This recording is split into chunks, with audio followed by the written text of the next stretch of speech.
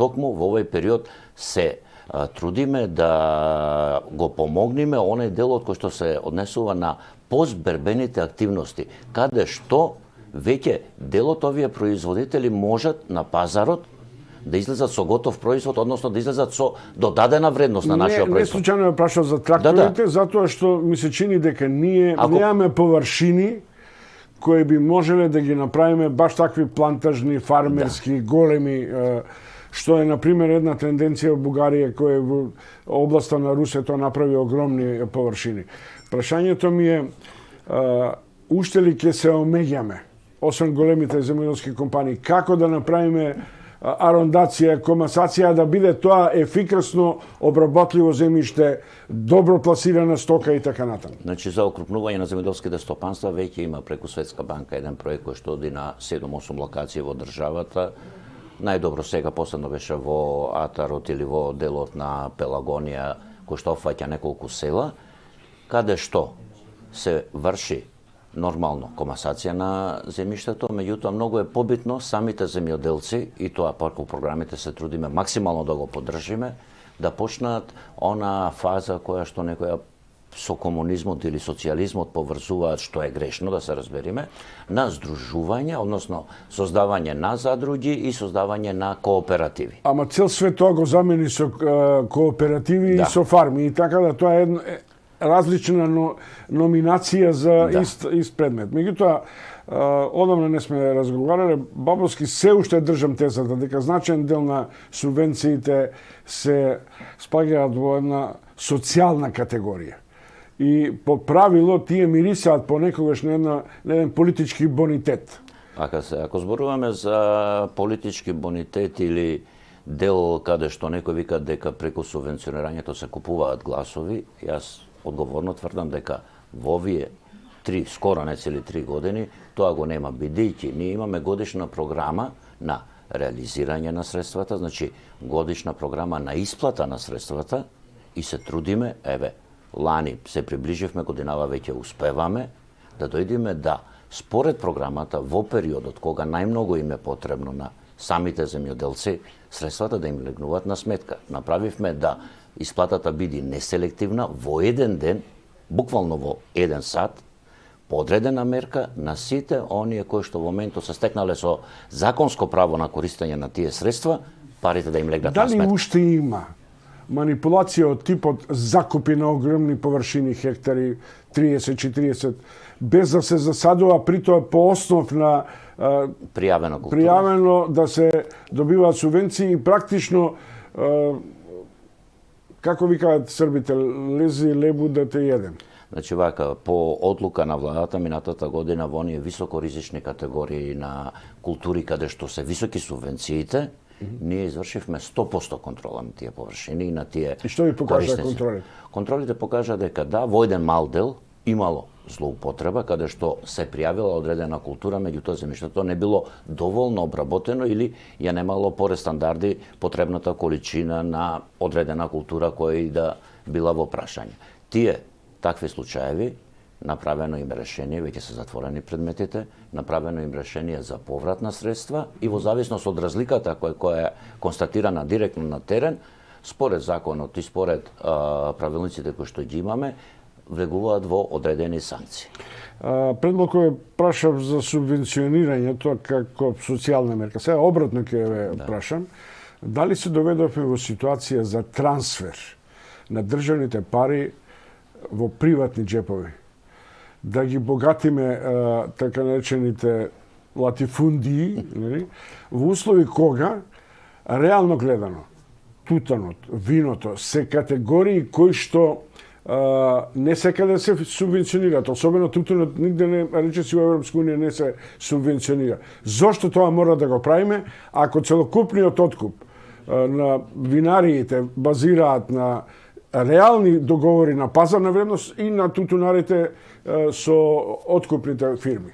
Вака, значи, кога се однесува до субвенционирањето на тутунот, секаде, значи, во државите кои што се во или надвор од Европската унија, субвенционирањето оди од националниот буџет. Значи, и Македонија, која ќе влези во Европската унија, тутунот И неговото субвенционирање ќе се остане на национален буџет. Меѓутоа, кога велите дека имаме големи латифунди или големи земјопоседници, тука да се судривме со самото доаѓање на власт да најдеме одредени корисници на субвенции кои што земале по 1 или 2 милиони евра годишно на име на субвенции. Тоа го променивме. Значи настана измени во Законот за земјоделство и рурален развој, каде што се ограничи дека максималната помош на таквите големи комбинати биде до 300.000 евра.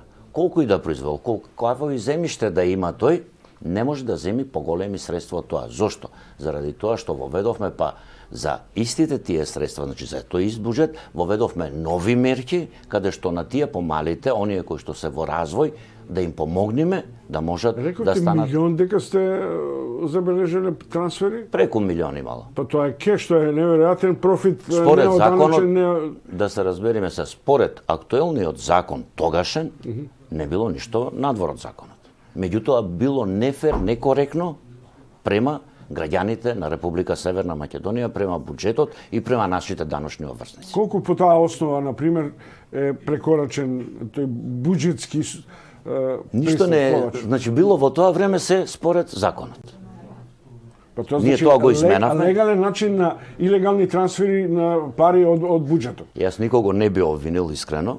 Ја не знам што правеле ревизорите, например, на таквите манифестации. Така бил законот, таква била можноста на субвенционирање и така се применувало. И тука, значи, по мене нема ништо спорно. Меѓутоа, гледајќи дека големи пари се одлеваат кај големите комбинати, ние тоа одма го променивме. Ставивме лимит дека максимално до 300.000 евра може да биде нивната финансиска поддршка. Чекате, сега има една работа. Да не бидем пак Трипуновски, не. тутунот не сте го отплатили, рекој се веќе целата реколта купена. Тутунот е, значи, договорената количина е откупена целосно. И што е најважно, на релативно висока цена на откуп, што држи една година-две наназад, но она што мене ме шокира, дека и покрај 220 денари од килограм тутун, без оние традиционални лицијата, бројги, сушиги и така натаму, стенува субвенции, со што цената ќе достигне отприлike 300 денари. Тоа значи 1 евро од килограм. Така? 300 денари од килограм. 1 евро од килограм. Сега ја вас ве прашувам. Тутунот во Македонија го откупуваат и домашни и пред се странски компании. Зошто мораме да вршиме трансфер на нашето, условно кажам, национално богатство за приватните компании? Дел од овие компании, како што знаете и како што рековте, се странски, дел се наши, дел го извозуваат надвор како сировина, меѓутоа дел и тука го преработува. Значи, имаме ангажирање на дополнителна работна рака во овие комбинати, кои што се луѓе тука, наши, си земаат тука плата. Субвенционирањето е променето, се врши во класи, е зголемено, 80 денари за прва класа, 70 за втора и 60 денари за трета и другите класи. Тутунот, како што кажавте, годинашнава договорена реколта, според договорите кои ги има комбинатите со тутунопроизводителите, е завршен, откупена е цела договорена количина, сега остана на комбинатите, пошто беше навистина исклучително добра година за тутунот, каде што производството во одредени региони е зголемено дури и за 30% од она што беше договорено. Јас се надам дека и за тоа ќе се најде начин. За волја на вистина во сферата на сточарството и свињарството ние имаме релативно и живинарството релативно добра производен обем на Па и тука направивме огромни измени и заради тоа доајдовме до таков начин. Порано имало субвенции. И производни капацитети се прилично брзани, се зголемуваат за тоа. Да. Но она што мене ми се чини дека во овој момент, и тоа и го рековте, значаен дел на родот понекогаш пропаѓа, а понекогаш и не знаеме да направиме додатна вредност преку конзервната, преку преработувачката индустрија, особено преку ладилниците. Една Србија стана светски производител на замрзнато овоштие и стана малини и така натаму. Што е тоа што нам ни недостига за да формираме таква филозофија на инвестиции во преработувачки Веќе го работиме, значи тоа преку мерката за преработувачките капацитети од ИПАР програмата или така популарната мерка 3, веќе значи се уваат сериозни инвеститори кои што инвестираат во преработувачката индустрија, плюс имаме, пошто таму кофинансирањето 50-50, до 50% им се враќаат средствата од ИПАР програмата, во која што сме, како што вели во незината имплементација Европската Унија, лидери во овој регион. Ние предвидовме ова година посебна мерка во програмата за земјоделство, каде што онај другиот дел од 50% за оние приоритетни грањки во преработувачката индустрија, да државата помогни после добивањето на договор со агенцијата, одредена компанија, конкурира на дополнителните 50%, тоа се средства нови во програмата, каде што имаат грейс период од 1 година и 7 години на 7 еднакви рати да ги вратат тие средства. Значи, видовме дека преработувачките капацитети се она клучното да нашата држава излезе и на домашниот, меѓутоа и на странскиот пазар со финален производ кој има секогаш се знае додадената вредност на финалниот и примарниот производ е огромна разлика. Во утрински брифинг Никола Бабовски, шеф на платежната агенција, за крај, бидејќи сега на овој начин сме под тензија, утре, заутре ќе добиеме датум за Европска унија, со можноста да почнат преговорите, ќе влечеме ли колкава е сумата од ИПАР 3? Значи, ИПАР 3 моментално сме на почетокот на изготвувањето и на мерките и на програмата, се зависи од нашето однесување и искористување пред се на моментално расположивите средства.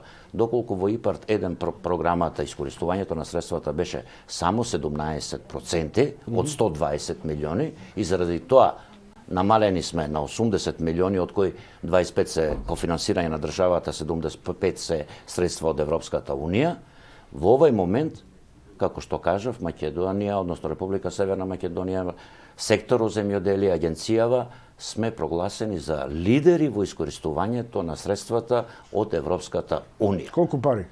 До сега веќе имаме контрактирано 47% од тие 80 милиони или 37,61 милион евра, од кои веќе 13 милиони се реализирани инвестиции, кај кои што парите се вратени назад. Во наредниот период сакаме да ги искористиме сите средства. По прв пат Република Северна Македонија во 2019 не вративме пари. Искористивме сите, дури и повеќе од тие што беа на располагање, а сите изминати години, значи во 12 години уназад на имплементација на ИПАР програмата, секогаш парите се враќале назад и државата заради неискористените средства плаќала и пенали од 300 до 500.000 евра годишно. Никола Бабовски, шеф на платежната агенција, ви благодарам што бевте гостин во утрински брифинг, кој натаму можете да го следите преку Слободен печат, платформата на Слободен печат и локалните радио и регионалните телевизии.